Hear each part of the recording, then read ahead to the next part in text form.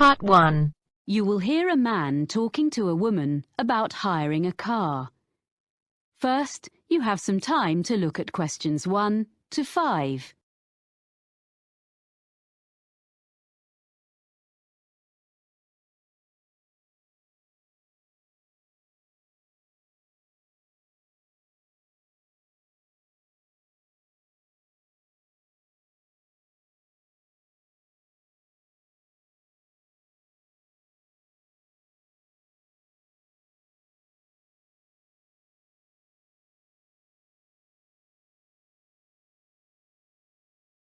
Hello, how can I help you? Hi, I'm Carlton Mackay, and you booked me some flights recently to Australia and some internal ones? Oh, yes, Mr. Mackay. I remember you now, of course. Well, I find I'm going to need car hire while I'm in Sydney after all. I think you said you could recommend a good value company? Yes, that's right. Cost-wise cars. They're very good and don't charge lots of extras. They have 3 offices in the Sydney area, including one office right at the airport. So I'll just book it online? Yes, you can book online, but you should have their phone number too, just in case. Of course. That's 1800 705 639. It's on the website, and you can get a discount if you quote your booking reference from us. Oh, what's that? I mean the one you got from me when we booked your flights. I have it here. 743002. Oh, thanks. I guess I've got it at home, but I'll write it down again in case. A discount is good. So, where exactly is the office? I'll be coming to the domestic terminal from Melbourne. It's immediately outside the international terminal. OK. And another thing I want to check is, will they be open when I arrive, or is it just office hours? Well, they open at 7:15 and close at 6:15 in the evening. So let's see. You're due to land at 6:10. By the time you've collected your bags and so on, which will take a little while, they won't be open. But if you arrange it in advance, they can wait for you. You do have to pay an extra $30 for that, though. OK. Well, I'm staying near the airport the first night, so I could go back in the morning and save a day's hire? Yes, that'd be better. That'd save you about $50. Do you know what kind of cars they have? Quite a variety, I think. The best value should be under $60 a day with luck. That would be the Echo, I guess. Sorry? ECHO. Like when your voice bounces back? Before you hear the rest of the conversation, you have some time to look at questions 6 to 10.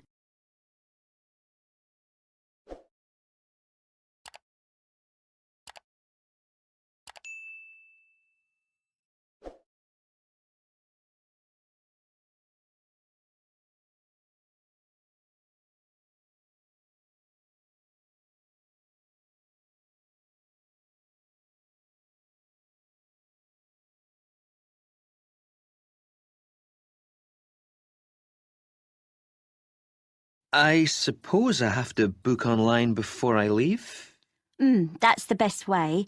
They won't deduct any charges until you finish with the car, but they do need your credit card number when you book, and of course they'll want to see your driving licence when you collect. How long will you need it?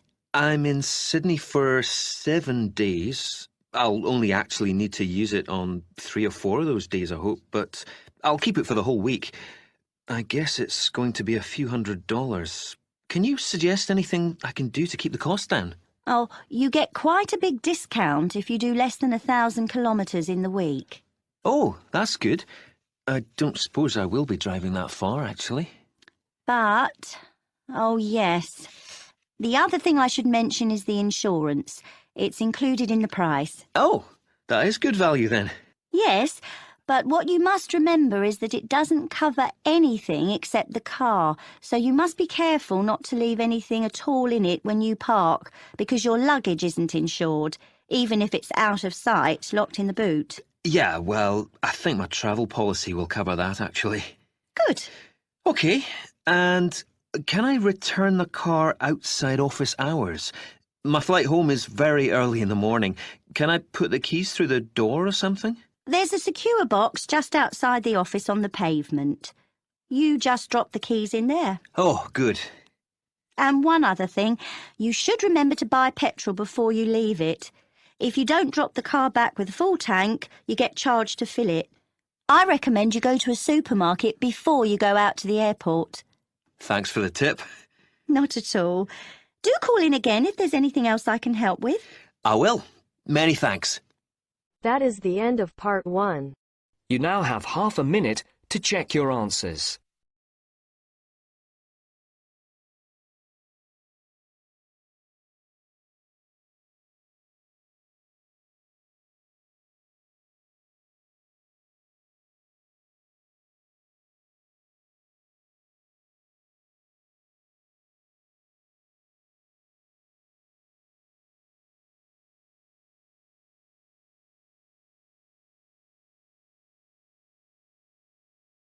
Now turns to part 2.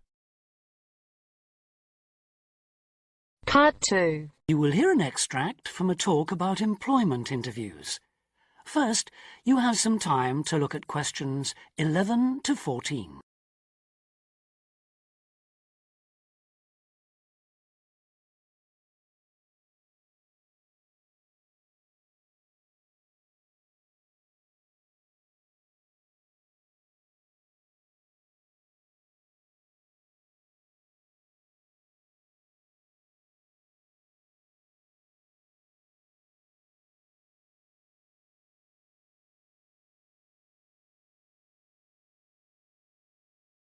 Today I have with me Sandy Richardson of the local Workforce Center, and she'll be talking about that critical step towards the goal of employment, the interview. Sandy, what is an interview for, and what's the best way to approach it? A job interview is simply a meeting between you and a potential employer to discuss your qualifications and see if there is a fit. The employer wants to verify what they know about you and talk about your qualifications. If you have been called for an interview, you can assume that the employer is interested in you. The employer has a need that you may be able to meet, so it's your goal to identify that need and convince the employer that you're the one for the job. As everyone knows, interviews can be stressful, but when you're well prepared, there's no reason to panic. Preparation is the key to success in a job search, and you can begin by collecting together all the documents you may need for the interview, such as extra copies of your resume, lists of references, and letters of recommendation. You could also take some work samples, selecting from what you have designed, drawn, or written, for instance. And make sure you have a pen and pad of paper for taking notes. The next step is to find out about the post. The more you know about the job, the employer, and the industry, the better prepared you will be to target your qualifications. Always request a job description from the employer and research employer profiles at the Chamber of Commerce or local library. You could also try to network with people who work for the company or with employees of companies associated with it. The next step is to match your qualifications to the requirements of the job. A good approach is to write out your qualifications along with the job requirements. Think about some standard interview questions and how you might respond. Most questions are designed to find out more about you, your qualifications, or to test your reactions in a given situation. If you don't have any experience or skills in a required area, think about how you might compensate for those deficiencies. Before you hear the rest of the talk, you have some time to look at questions 15 to 20.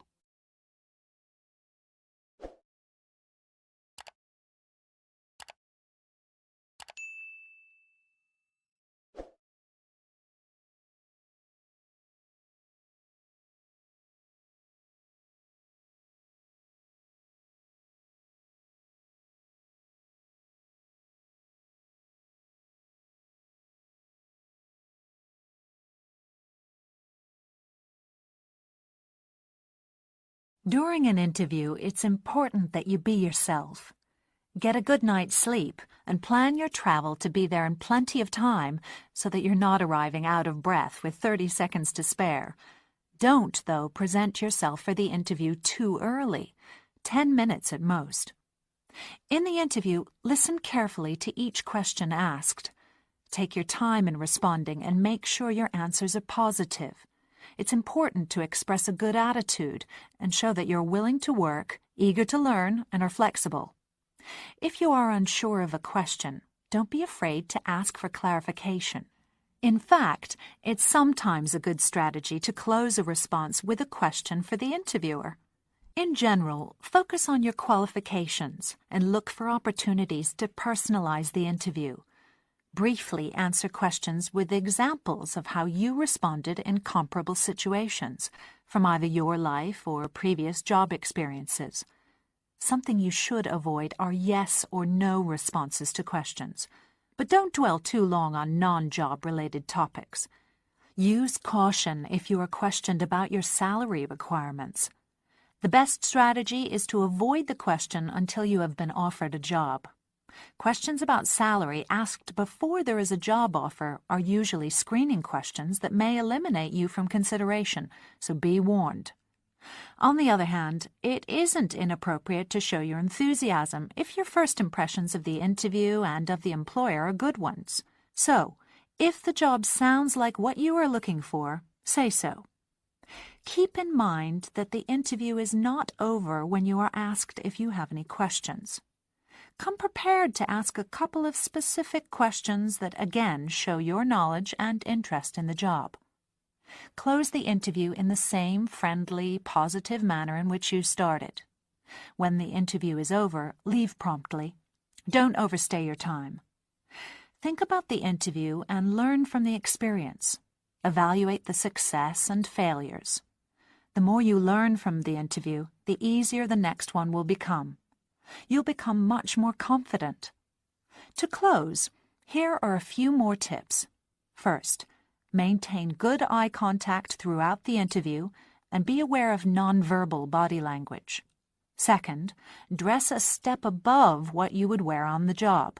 Go to the hairdressers, have a shave, etc. Remember that your appearance is a key indicator of whether you have the right attitude, so it can pay to give some thought to how you look. And finally, don't be a clock watcher. That is the end of part 2. You now have half a minute to check your answers.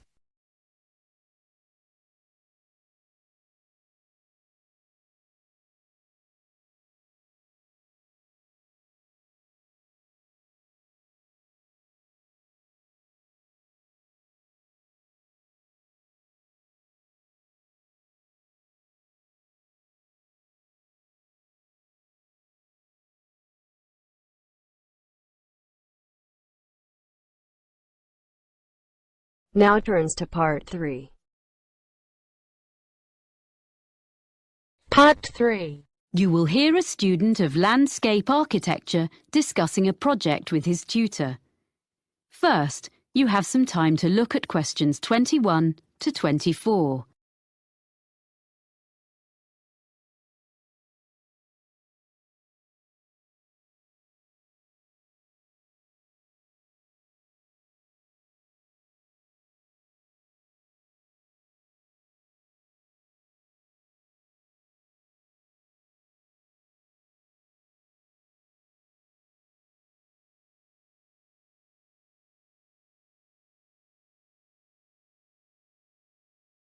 So, let's hear what you're doing for your next project. I've decided to design a roof garden for a supermarket. I've been looking at some on the web, and I think that a garden on top of a building is the up-and-coming thing. Okay. So you've done a bit of reading already? Mm-hmm.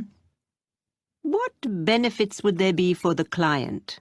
Why do you think a supermarket chain would be willing to meet the expense of construction? You do realize that would be the first thing they raise. Yes, I know. But I'd explain that in spite of the initially high expense, they would save that much in approximately 5 years. Well, I'd have to do sums. I mean, calculate specifically. Yes, how would the saving come about? Mainly through lower heating and aircon bills. The extra insulation offered by having a layer of living plants in the soil would make a huge difference. Okay.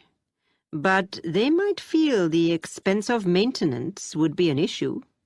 After all, supermarkets don't normally employ gardeners. What I thought was, if they made it a community garden, rather than a simple, low-maintenance green roof... So there'd be public access? Oh, yes.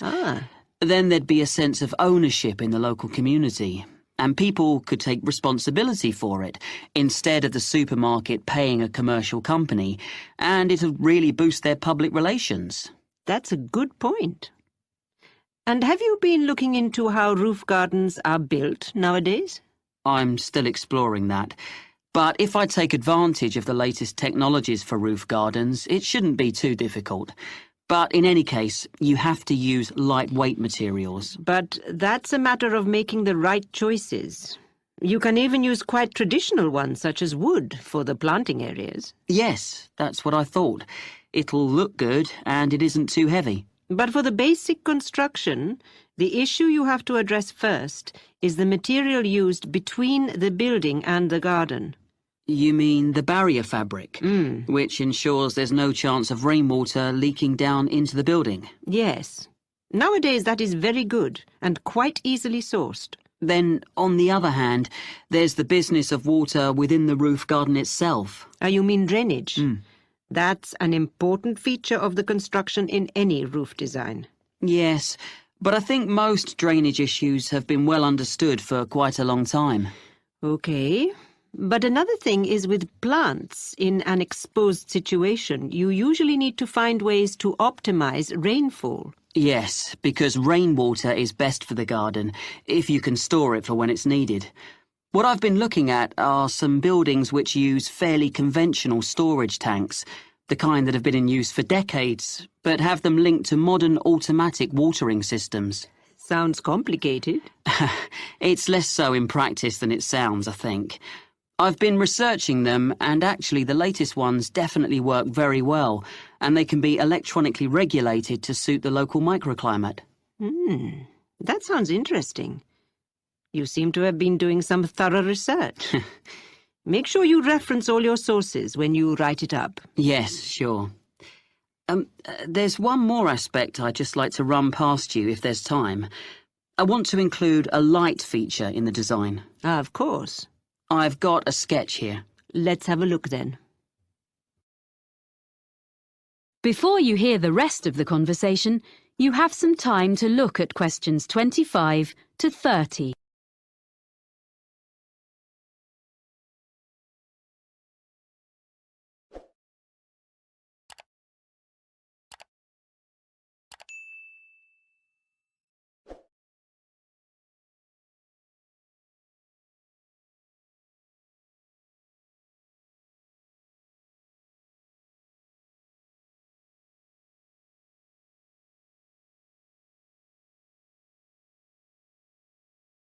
Well, I was really impressed by something I saw on a roof in Cornwall, and I'd like to design something similar. You have an area of planting, and I'm thinking of installing this lighting in an area filled with low-growing evergreen shrubs. You'd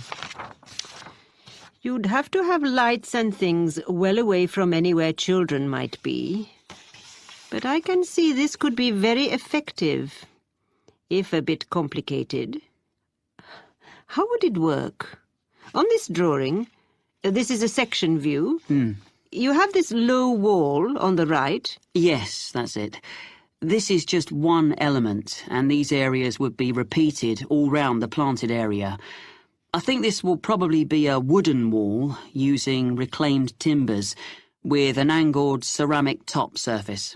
Perhaps even ridge tiles, like they use on roofs? Ah, yes. That'd be just the sort of thing. And that'd make it weatherproof. And then the heavy-duty electric wiring comes up through the floor just outside the planted area and into the wall. Then it's brought through to a projector low in the side of the wall, and that sends a beam of light along the fibre optic cable. So there's no electricity in the actual lights. The fibre optic goes across the surface of the soil in the planting area. Yes, that's the beauty of it. The shrubs will soon grow to cover it up, of course, and then the cable goes past a wooden post, which is between the shrubs and can be a support for them as they grow bigger, and then runs up into each element of the installation. So the light beam is carried up to the top of each element and illuminates a kind of conical glass cap? I see. Is that the bit which would glow in the dark? Yes. And what's the cap supported on? Is it a wall? No, it's a slender acrylic rod, like the stem of a flower or mushroom, which the cable runs up inside of. Well, I'll be interested to see the final drawings. Oh, thank you. I'm looking forward to putting it all together. That is the end of part 3. You now have half a minute to check your answers.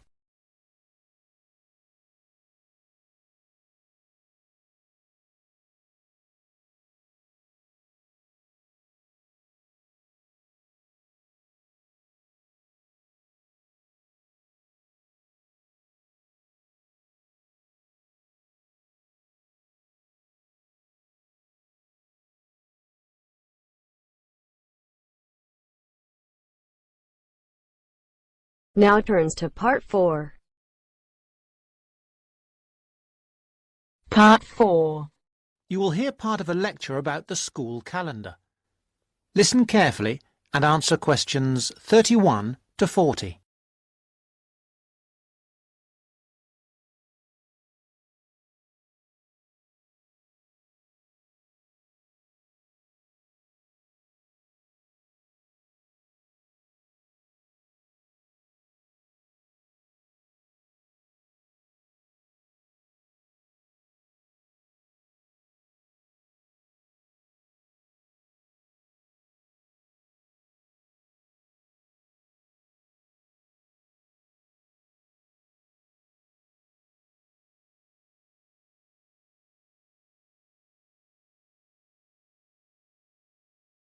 So, having seen that the six-term system has passed the test of cost-effectiveness, we can move on to the educational aspects of this arrangement. Firstly, all the terms would be approximately the same length. Instead of terms up to 13 weeks, which we have now, there could be a repeating pattern of 7 weeks of term time plus 2 weeks of vacation.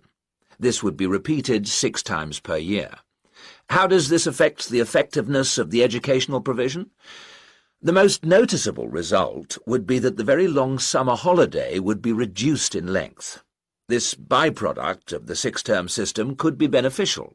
There's plenty of evidence of huge learning loss by pupils during the summer holidays. By learning loss, we mean the amount that pupils forget or lose during a holiday break. Ashley carried out a number of analyses which showed this conclusively.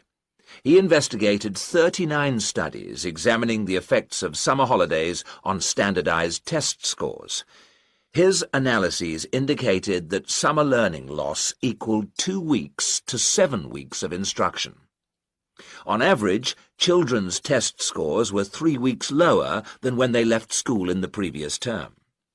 He also found differences in the learning loss effect according to subject. The subjects he analysed were reading, writing and maths, and he found that the effect was greatest in maths and reading. Furthermore, although all social groups experienced roughly similar learning loss in the field of maths, the studies found that disadvantaged children showed even greater losses in reading skills. So, the problem of learning loss in traditional schools is clear. However, the results of studies into the six-term system and learning loss are ambiguous. Marchmont found that pupils in six-term schools maintained their test scores after the shorter holiday period. This is certainly an improvement on the traditional system where, as we have seen, pupils perform worse after the summer break. Benson, however, found no differences between those in traditional schools and on the 6-term schedule. It would seem reasonable that if long holidays result in learning loss, then shorter holidays should result in less learning loss. So we await the outcome of further studies. Historically, of course, everyone knows the reason for our system of 3 terms per year. In days when agriculture was of much greater importance in our working lives, it was essential that the children helped with the harvest. Later on, this changed, and more people moved into the towns. But then there was a new problem. Before air conditioning, it was very impractical to try to teach children in the summer months. Nowadays, that's no longer a barrier. One way of providing something different is the summer school. Here, there is a completely different kind of educational provision. Cooper and others investigated 93 summer schools and the results they achieved. They all had a positive effect on learning. Most summer schools, of course, have small classes, and class size was shown to have a positive effect. Additionally, summer school children usually benefit from a great deal of parental support, not least because payment of fees is involved, and this, as so often, was shown to produce very good outcomes. Results were most impressive, in maths in general. That is the end of part 4. You now have half a minute to check your answers.